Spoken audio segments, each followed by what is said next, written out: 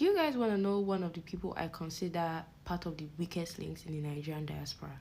If you said Nigerian parents, you're absolutely right. Some Nigerian parents will leave Nigeria and come abroad and don't know how to behave. You start seeing your parents telling you stupid things like, oh, make friends with white people, don't go and be looking for Nigerian friends. Why are you still talking like this? Change your accent now. Are you guys crazy? Honestly, I want to insult you, but I know that ignorance and colonial mentality plays a big role in why you people think the way you do. But I don't know. And that ties into why I can't really hate on Nigerian children who were born abroad, because I know that majority of it is not even your fault. Your parents will bring you abroad. You will never hear anything good about Nigeria except, the economy is bad. They have kidnapped somebody. Boko Haram this one down.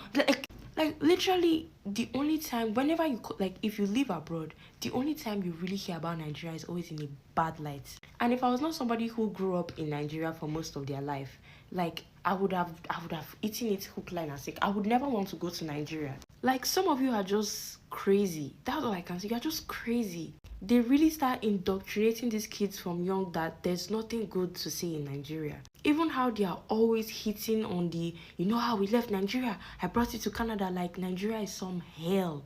Like, things are going bad in Nigeria, I understand.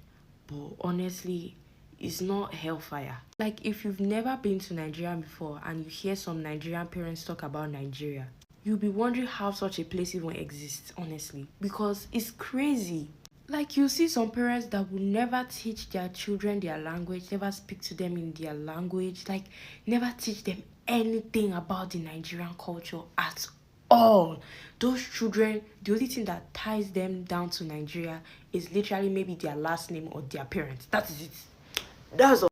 After making that video addressing why I thought Nigerian parents are one of the weakest links in the Nigerian diaspora, you guys came to the comments to even prove that you are not one, but you are the number one weakest link.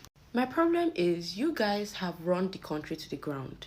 Whether you did it indirectly or not, you guys run the country to the ground, because we all know that when Nigerian adults and Nigerian parents get to places of power, they don't know how to behave. So you guys have taken away the hopes and dreams of the youth. You have made Nigeria a desolate land, a country of survival of the fittest, but you demand respect. You demand respect when you lack accountability. Excuse me, what respect am I supposed to give to somebody who came out publicly to tell us, the whole nation, that a snake swallowed the money? What respect is that? You guys always make a mockery of yourselves and a mockery of the nation, and the only people who make Nigeria proud are the youth, the children. And many times this is even done against the will of their parents. Because to you guys, if your child is not a doctor, lawyer, or engineer, they are useless. You don't believe that a child can succeed in any other aspect in life. Instead of you guys to fix Nigeria and hand us a legacy to continue and to uphold, during your time of opportunity, you ran the country to the ground, making it worse than it was before. And it was the same foolish mindset. Nigeria is now everybody's national cake. There's nothing we can do. So instead of having politicians who want to improve the nation, we now have politicians who want to improve their families.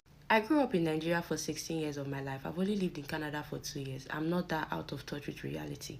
And I'm not that out of touch with reality that I don't know that there are people who are suffering, and that the main people who are suffering are the poor people and the youths of the nation. And it is because I have realized that I am calling African parents out on their stupidity. Because when you take your children out of the country, you feed them nothing good about Nigeria. How would those children want to turn around to use their success to improve Nigeria? I know that coming abroad is an opportunity. It should never be an opportunity, it should be an option, but it is an opportunity because of how bad Nigeria is. And because I am mature enough to think and reason even more than some of you old hags, instead of me deciding to be selfish with my success and opportunity, I've decided that the exchange rates can work in my favor, and there are things that I can do to help the Nigerian economy. And that is what I'm trying to say. I'm encouraging youths who have the privilege and opportunity, who have the success to improve their nation. Because honestly, it's left to us, because you rest of you old hags are just money thirsty, power hungry animals who lack compassion for the people around them and for their kingsmen, who have blinded their ears and their eyes to the suffering of their people. So no, I will not stop calling out the foolishness of Nigeria, because that cycle will never end until people start breaking it. Not every day is for me to be claiming that I'm Nigerian on the internet without doing any real thing or planning to do any real thing to help my country. Be so fucking for real. That was an intense drag. Some may not like her tone, some may say she's being disrespectful, some may say she's rude, but did she tell a lie though? Did she tell a lie? You see, these are desperate times, and desperate times calls for desperate measures. It's about time we start stating things exactly how they are, stop with the sugar coating, and face our problem head on. All this cutting through the corners we have been doing for years, it's not helping anybody. Let's be honest with ourselves here. It's about time we start calling a spade a spade. Because let's be honest with ourselves, there are some mentalities that we need to get rid of in this country. Hell, there is a list of mentalities that we need to get rid of in this country. And that national cake mentality is at the very top of that list. And very quickly, something else that is at the top of that list is tribalism. Right now, Nigerians are anxiously waiting for the results of the 2023 presidential elections. Yes, the same elections that some Nigerians let their tribalistic mindset affect who they are going to vote for, regardless of whether or not the person is competent or not. Like if only these folks knew how goofy they look using and enforcing colonial divide and conquer tactics. For those of you who do not know, this whole tribalism issue we're facing on the continent was deliberately infused by the colonial hoodlums during colonization.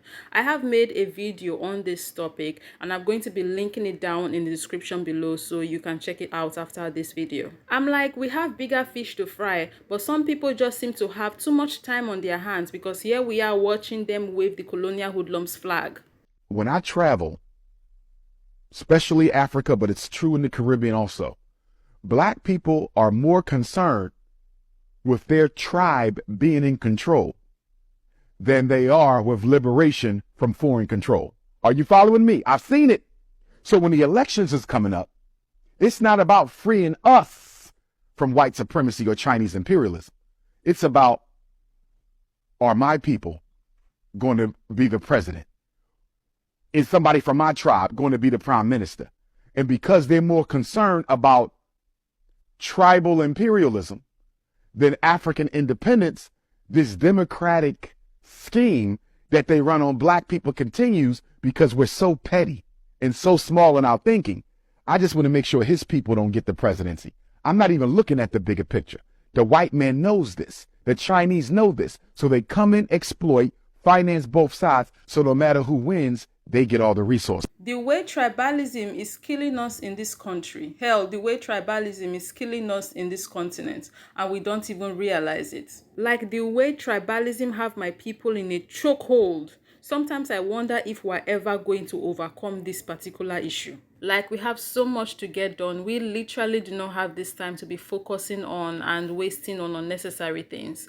We need to wake the hell up and get to work. I did notice online that a lot of non-Nigerians are very much interested and invested in this year's presidential elections. Like this election really broke wave and it was interesting to see. You go on TikTok and you see brothers and sisters from the Caribbean in comment sections talking about how, oh, I am behind Peter Obi. You see African American brothers and sisters saying the exact same thing. You see people in Ghana, Kenya, Togo, everywhere talking about, you know, they wish they can come down and vote for Peter Obi and stuff. And, you know, a lot of people are very much invested in this election.